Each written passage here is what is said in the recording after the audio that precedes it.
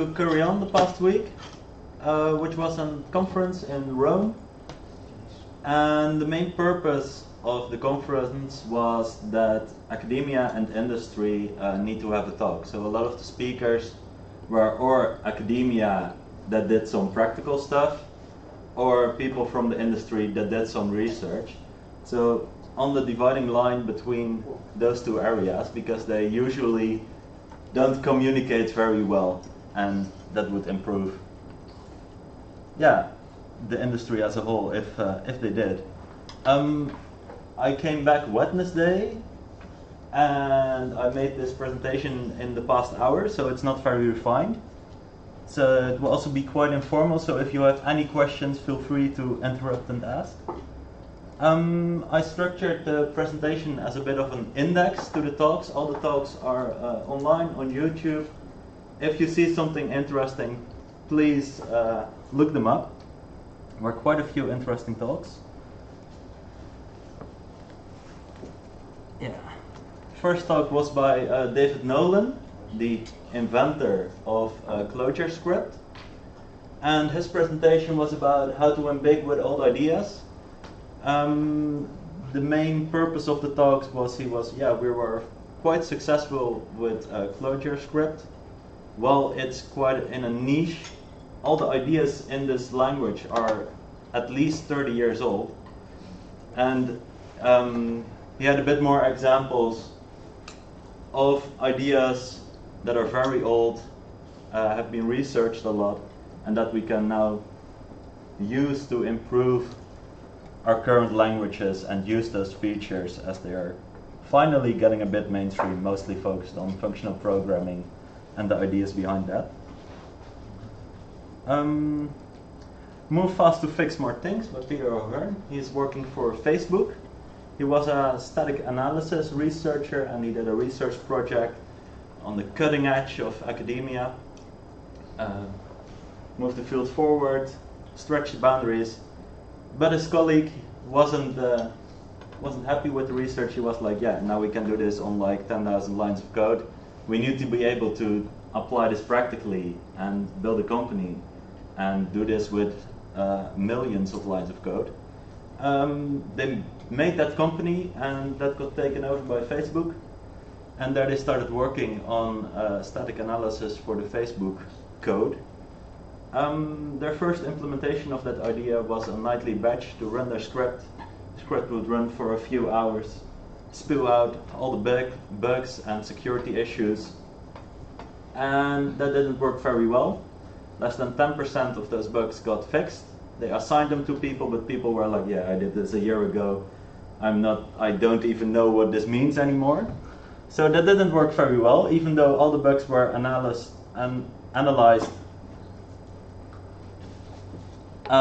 No people took action on them. It was very difficult to get them actually fixed. So they switched to another method. They basically simplified the analysis software so it could run very quick, within 30 minutes. It gave a few more false positives, but that wasn't really an issue, because they could comment on a PR, pull request, with a comment with, hey, this is probably wrong, have you thought about this? And then it gets in the programmer's flow, because he's already getting feedback from other people.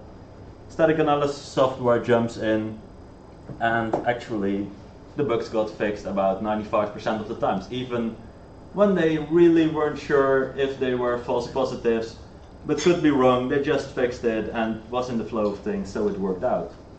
It was a really interesting talk about how to interact with programmers and how to use your tools effectively and how to actually get the bugs fixed. I've also indicated talks I personally found very interesting with the green plus sign. So I would recommend those to anyone.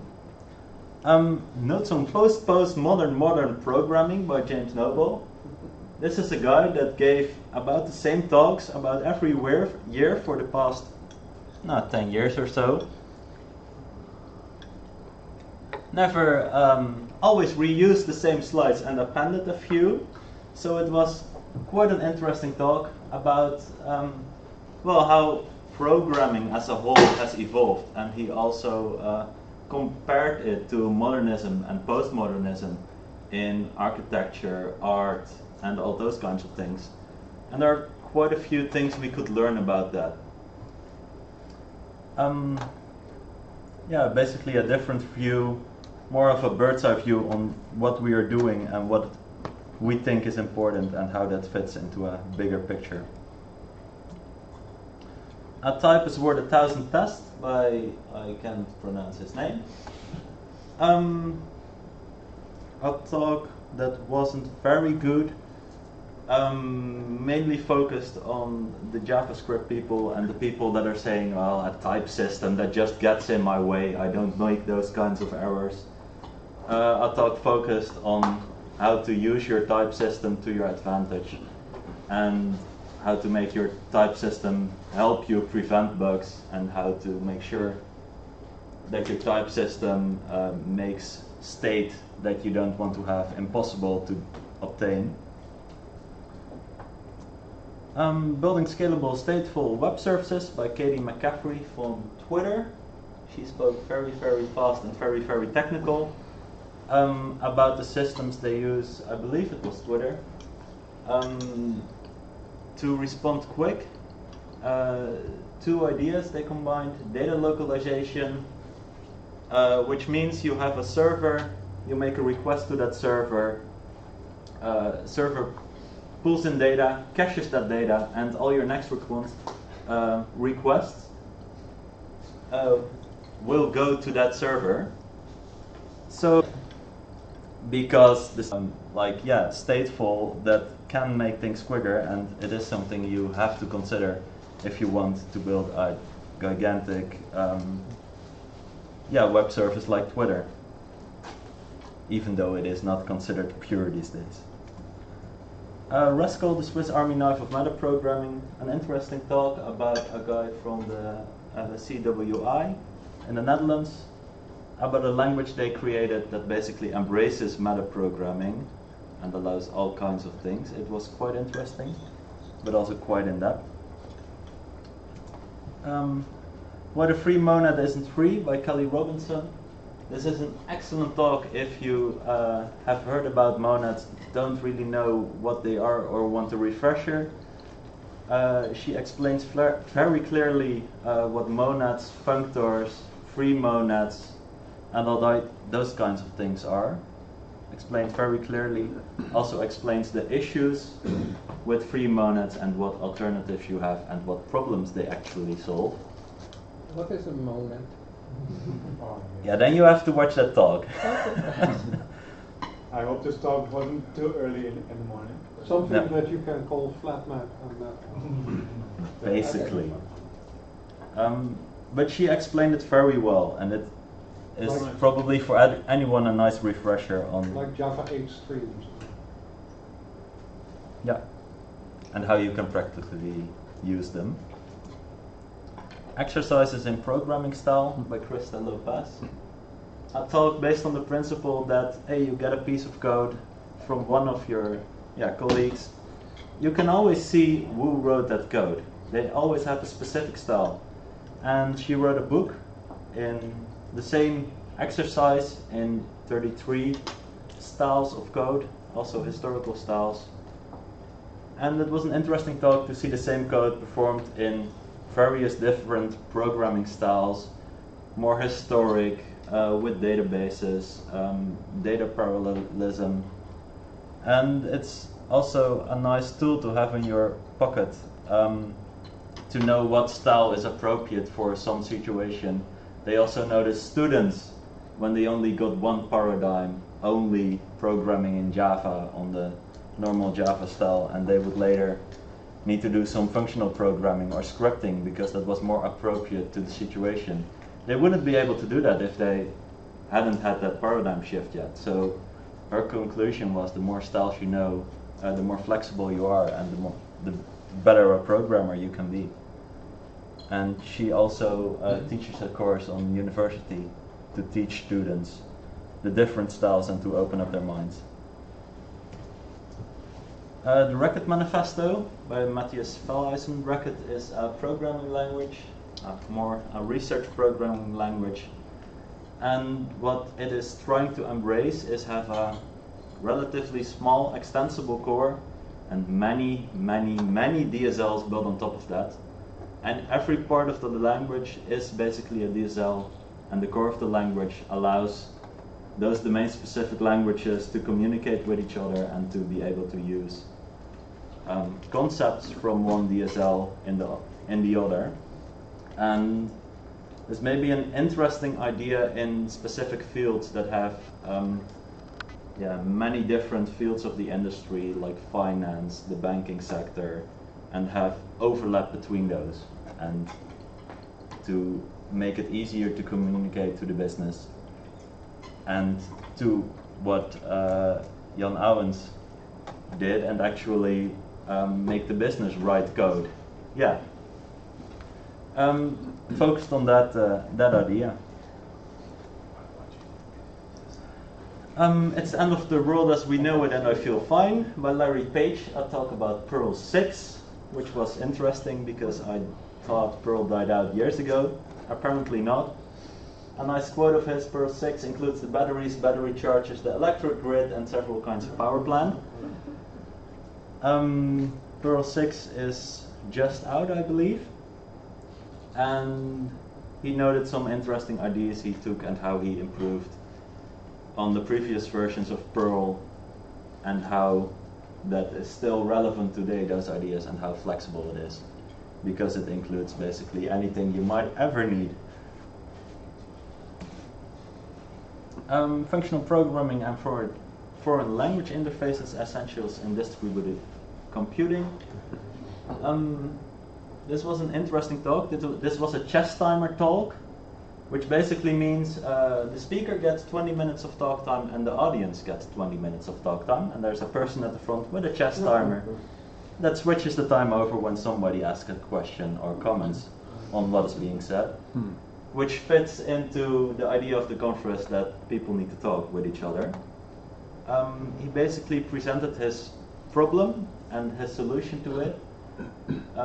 He was working on software to do DNA splicing or something very biological. I missed the first 5 minutes, so I don't know which problem he wanted to solve, but I know how he solved it. Yeah, it was an interesting talk. The essence of it was, in that field they have a lot of different tools that do different kinds of things in a lot of different programming languages.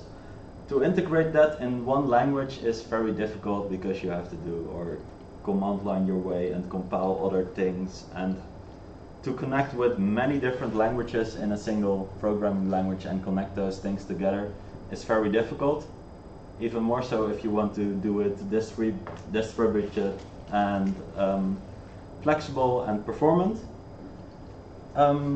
So he pointed out the problems he encountered, asked for what the audience thought would be relevant solutions, and then in the end presented his own solution, a programming language where you can basically say, hey, this function is written in Bash, in Python. The programming language compiles it and calls the relevant code, side effect free. It reads in a file and it puts out a file, but that's the only thing those programs do. Was quite interesting, but for very specific fields that need to interact with tools that only exist for one programming language. The future of programming will be live was a talk about live programming, and very interesting. It was a researcher at Microsoft, and he had built a lot of prototypes about the idea how can we use the computer to enhance our thinking while programming, because when we are programming at the moment, we are thinking and only use the computer to write and autocomplete our things instead of help us with actually building a program. And even the current visual programming languages is basically connecting blocks, and the thinking still needs to happen in your head. So that was his call to action. How can a computer augment your thinking while coding, and how can the computer actually help you get to a solution and make that part of programming easier instead of having to write down on notes what's actually happening in your head? How can a computer help you with that? So that was very interesting to think about, and it would be nice if you all also could think about that, how the future of programming can be and how we can use computers to our advantages in more areas than just auto-completing our stuff. Static analysis for security at the Facebook scale. This was a similar talk to the one I talked earlier about static analysis at Facebook, and this one was more focused on the practical problems of how to do static analysis. Quite technical, quite interesting. Not very special. Practical demystification of CRDTs. What are CRDTs? Some kind of data structure. You have to see the talk to have the full explanation. It's a data structure that solves the problem for them. He is working at TomTom, and your TomTom has a small SIM card sometimes that can upload data to the cloud. The cloud can sync it to your other devices, so when on one device you mark a place as favorite, it needs to spread to all the other devices. Also when you do that when you're in a tunnel and don't have any connection, and when someone else on another device also marks a place as favorite, it needs to all sync up and eventually be synchronized. CRDTs are a data structure to make that possible. It's built on the idea that you basically send all the data you have. So someone marks a new place as a favorite, you upload it when you have a connection net, it arrives at the server, and the server does a merge to combine the data. So you don't send operations like add this place to favorites, you send all your data and send, hey, merge this. This happens at every location, so at the same time the server sends data to you with the new favorites, you also merge, all the other clients merge, everyone merges everything because that can easily be merged, and the idea is you never lose your data and you can't override changes done by someone else. Is that the same as like putting a whole bunch of JSON data in a Git repository? What do you mean exactly? Data, you serialize it like JSON. Yeah. Put it in a Git repository, that does the merging for you.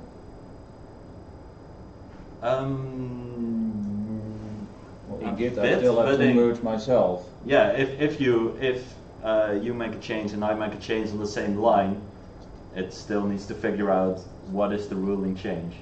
That doesn't happen with this kind of system because you never overwrite your data. You don't overwrite the same line. You add a new line saying, hey, I changed a bit. I think underneath the cover, the algorithm of Git and CRDTs have something in common, that you have some kind of causality graph. Are these changes related? And that is not relevant for CRDTs because you can merge anything with everything, and eventually it leads to the same result. So it doesn't matter if you make a change, what order the changes are in. no, eventually. That's not what I meant. Okay. Let's take this offline. Yeah. Distributed iterative computation in TensorFlow by Yu. He's working for Google, and TensorFlow is the Google machine learning framework that can run on all kinds of hardware, can run on GPUs, CPUs, Google's customized hardware, and he made a talk about how they distribute their calculations, because for machine learning a lot of calculations need to happen in parallel, and how you can basically add controls control structures in your highly parallelized calculations. And his conclusion was that at the moment it is basically powerful enough to do general computing and not just machine learning, and that's what they will be transitioning to make this framework able to do general calculations on a whole server farm. What is programming? It was a philosophical talk about what is programming, what are we doing, how do we fit into science, or what kind of a thing is programming as an activity. He came up with 3 ways of viewing it. Maybe it's scientific, like science. We do research, we observe what happens, and we make laws about what is the right way to do things, or what is, how things should happen. The rationalist view, like mathematics, there's one truth and you can build a proof around that, and when you're writing code you're building a proof about your software. Or technocratic, the engineering way of view, it's more like a design and you make choices. And all these 3 things are basically true, which is what makes it interesting. On top of that, this programming is also a tool. Not all programmers are scientists or engineers. There are also people that use programming for their day job, and it is a kind of literacy. You need to be able to write code to do your job, but that doesn't necessarily make you a computer programmer. Interesting philosophical talk, all in all. Are we ready for secure languages? She's working for, I can't remember. The point of her talk was that 75% of all security issues were caused by these 4 things, which are in various languages preventable. But her conclusion also was that no single language prevents all of these errors.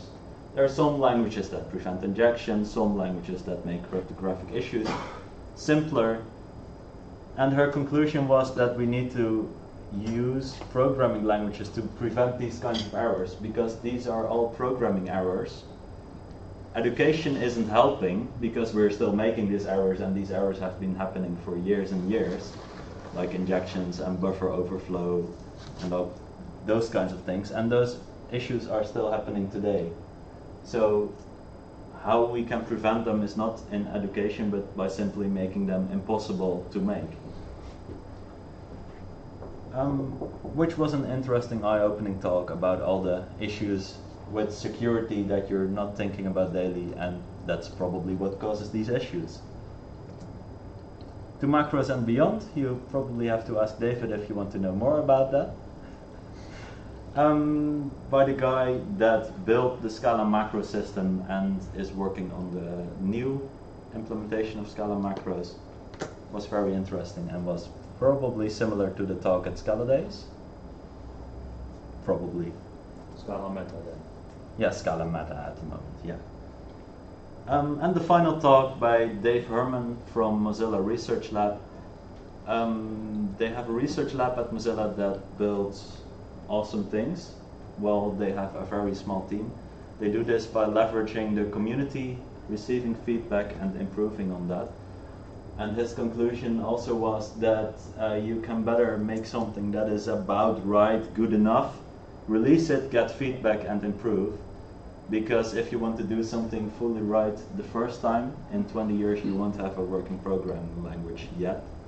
And that's what they did with the Rust language, which evolved over 5 years into what it is now and is at the moment quite interesting and popular in certain areas. Yeah, an interesting talk about how they interact with the community and involve them in the research and into designing a programming language or some other kind of tool. And all the slides and talks are online at this URL. All the talks are on YouTube. And yeah, this basically was what I did the past few days. Any questions? always was the best one? The best one. That's difficult. There were quite a few good talks. I think the exercises in programming style I found most interesting. Not very technical, but yeah, quite practical to use in your day job. Okay.